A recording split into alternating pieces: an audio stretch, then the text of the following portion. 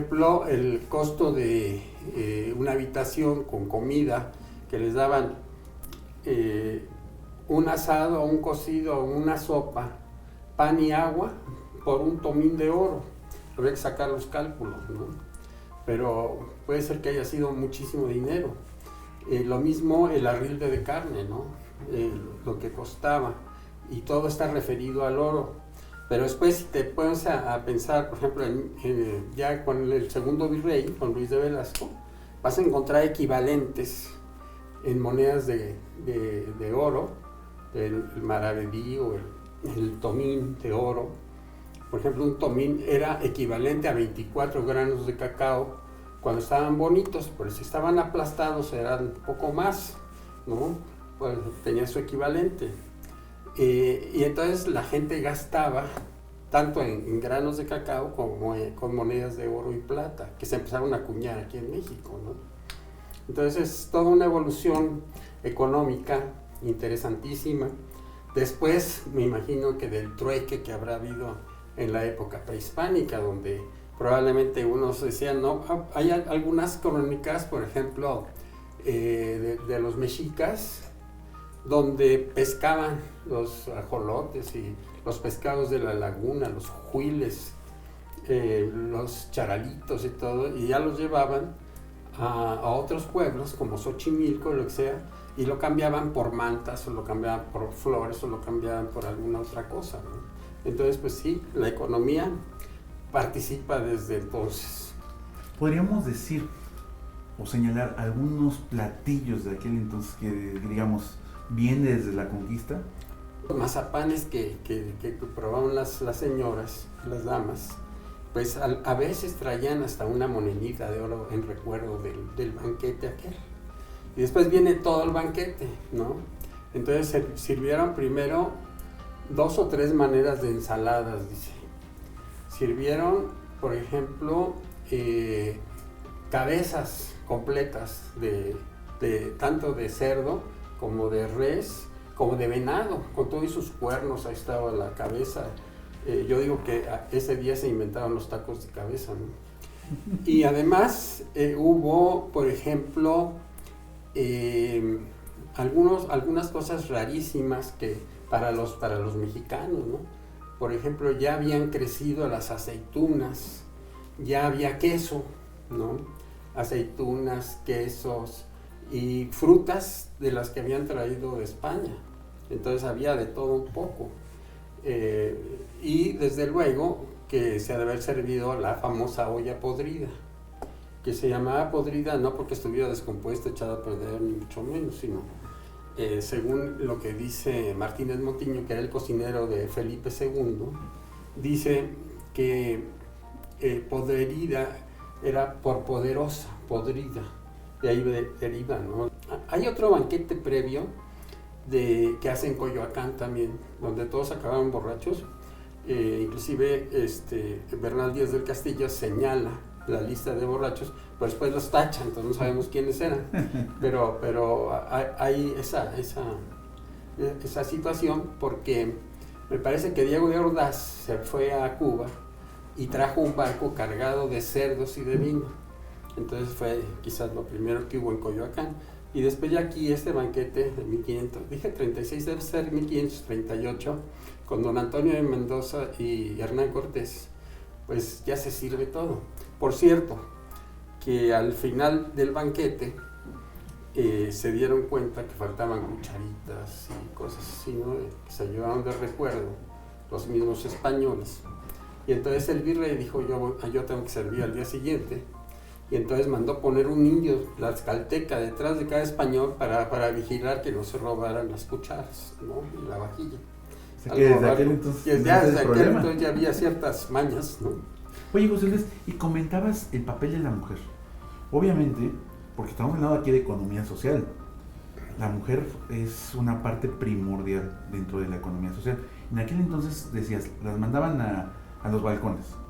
Pero ¿quién cocinaba? ¿Hombres o mujeres? Pues mira, casi todos los que tenemos referencias son hombres. Sin embargo, bueno, cuando llegue el ejército español, no llegaron solos. había varias mujeres, hay una lista, por ejemplo, había una que se llamaba María Estrada, inclusive Bernal Díaz las separa de las grandes de edad y de las jóvenes. Imagino que las viejas eran como de 25 años y las jóvenes como de 15, ¿no? Pero acaban casándose con los niños españoles, o algunos inclusive con indígenas, ¿no? O por ejemplo, españoles que se casan con por ejemplo, Pedro de Alvarado, que se casa con María Luisa, la hija de Xicoténcatl, el señor de Tlaxcala, y entonces pues María Luisa Xicoténcatl de Alvarado, ¿no? Y también hay una Isabel Moctezuma que tiene algún hijo por ahí, se dice que con Hernán Cortés o la Malinche, etcétera, ¿no? Entonces sí hay actividad. Y yo pienso que todas esas mujeres, había otra que se llamaba Elvira López la Larga, le decían, yo creo que había sido muy, muy alta, ¿no? Que traían su guardadito, ¿no? Porque no creo que podían vivir sin ciertas cosas. Y entonces traían desde utensilios como ingredientes que se fueron fusionando en México. Por ejemplo, el mismo Bernal Díaz del Castillo dice, cuando llegué con Grijalva y nos metimos al río Tabasco, que ahora se llama río Grijalva, porque ahí mataron a Grijalva, dice, en ese momento yo venía comiéndome unas naranjas, y entonces empleé las cimellitas, y cuando regresé con Hernán Cortés ya había crecido un árbol de naranjas, entonces que probablemente fue el primero que sembró naranjas en tierras americanas, ¿no? Bueno, por lo menos en el continente, porque las naranjas las debe haber sacado de Cuba o de la isla de la Española. Entonces pues hay muchas cosas muy interesantes, ¿no? ¿Quién podríamos decir que se tiene ya reconocido como la primera cocinera mujer? La primera cocinera mujer, yo creo que habría sido Eva, después de que la corrieron del paraíso. Bueno. ¿No? Pero pues hay diferentes. Sí, porque aquí veíamos lo de los recetarios, platicábamos cómo has recuperado recetarios, hablaste de Sor Juana, sí. Has hablado de muchos personajes muy interesantes. Sí, cómo no. No, porque además históricamente, ¿qué es lo reconocido en todas las comunidades y regiones? Las cocineras tradicionales anónimas, sí, ¿no? Y siempre claro. Se ha visto a la mujer cubriendo ese papel, quién es la que está rescatando entre las semillas, entre parte de las plantas, digo, toda la herbolaria. Así entonces es. Más allá de un tema medicinal, un tema eminentemente de cocina. Sí, cómo no. ¿no? Y por eso es que me llama mucho la atención la descripción que estás haciendo, porque justamente hay una parte de la historia en la que entonces ya le ceden el papel al protagonismo de la mujer, que entonces ahora uno la sigue identificando como aquella cocinera tradicional de la cual el mercado actual ya está en búsqueda de ellas, ¿no? Sí, bueno, quizás como evidencia de esas cocineras, pues tenemos cuadros, ¿no? Inclusive hace poco me enseñaron un códice de Coyoacán, donde están sentados en la mesa Hernán Cortés cuando llega su esposa, porque la había dejado por allá en Cuba, llega su esposa y esa noche tienen una cena, entonces ahí el códice marca los nombres de quienes estaban allí, Diego de Ordaz, estaba el pelirrojo, ¿cómo se llama? Tonatiuh le decía a los indígenas, el que ya mencioné, que se casó con María Luisa Xicoténcatl, Pedro de Alvarado. Entonces, todos ellos estaban en la cena y aparecen el dibujo con cómo estaban cenando. Porque aparte, en la noche parece que hubo una discusión en la mesa entre Hernán Cortés y su esposa, que el día siguiente amaneció muerto. Entonces, de ahí vienen muchas cosas, porque hay quien dice que, bueno, el mismo Bernal dice que llegó con problemas de bronquitis, de asma, ¿verdad? Y que de eso murió.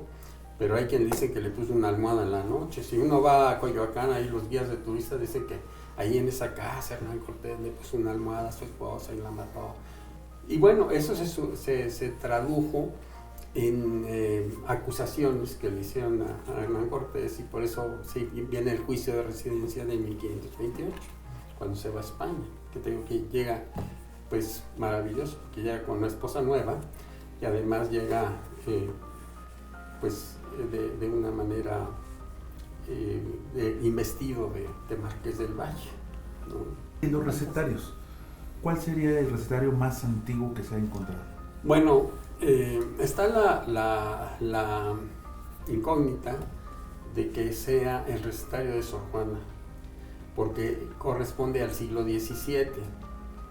Sin embargo, yo me puse mucho a investigar, y aparte como yo era muy amigo tanto de Lupita Pérez San Vicente como de Josefina Muriel, que fueron las que rescataron ese recetario, a mí lo que me dijeron, bueno, mandaron los documentos, el papel, para autentificarlo en la Procuraduría General de la República. Entonces el veredicto fue: el papel corresponde a la fábrica de Belén de las Flores. La fábrica de Belén de las Flores la fundó mi bisabuelo en 1830. Sin embargo, las recetas, pues sí, vamos a decir, son completamente del siglo XVII. Entonces por eso dijeron, no, pues sí corresponde al siglo XVII y probablemente sea una copia de esas recetas. Entonces yo también creo que hayan sido las recetas de Sor Juana, que las copia de un manuscrito del convento de San Jerónimo y después la volvieron a copiar. El arte es toda una parte importantísima en la historia de la cocina, que ya por sí cocinar pues, es un arte. Así es. Y después, por otro lado, tenemos la parte literaria, cómo describen los autores esos platillos, esas cosas. Podríamos encontrar algunas partes arquitectónicas. Yo digo que un pastel es lo máximo en la arquitectura. De hecho, hubo un pastelero, un panadero, bueno, cocinero famosísimo en Francia, Antoine Carême, que decía que las artes plásticas son la pintura, la escultura, la arquitectura, cuya principalísima rama es la pastelería.